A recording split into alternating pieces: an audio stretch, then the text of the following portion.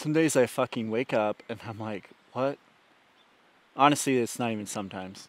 It's like a fucking everyday battle to get up and continue to do the thing that you've worked so fucking hard to maintain.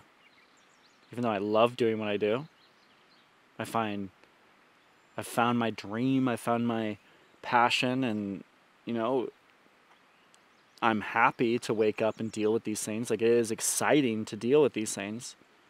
There is always some downtime where you get to look back and you get to reflect. And more times than not, even though it was fun and it was exciting, you just expelled a fuck ton of energy. Putting out fires, creating fires, communicating.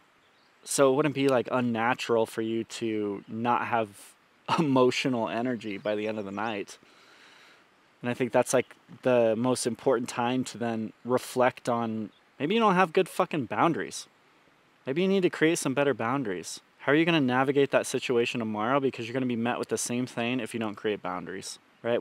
That's I think that is the honest to God failure, right? Is not having boundaries to kind of like, healthy boundaries. To just cut everything off, always be open to ideas. Those feelings that you're having when you come home, it's more has to do with you not feeling good about what just happened, because you're not really necessarily thinking, why the fuck did they do that? You're thinking, why did I allow them to do that? Like, that's the actual feeling, right? Because it's like a feeling of shame. You were thinking about, why did you let that happen? How could you be put in a situation like that? And you feel guilt, you feel shame, and then you get angry. And then you don't know who to blame. But there's no one to blame. Nobody.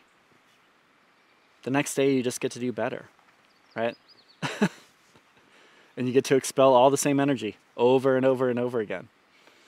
And I think that's like the perpetual cycle of having an entrepreneur mindset, or just having a growth mindset in general. Is you're like constantly trying to put all these pieces together to become freer and freer and freer in your own sense of freedom.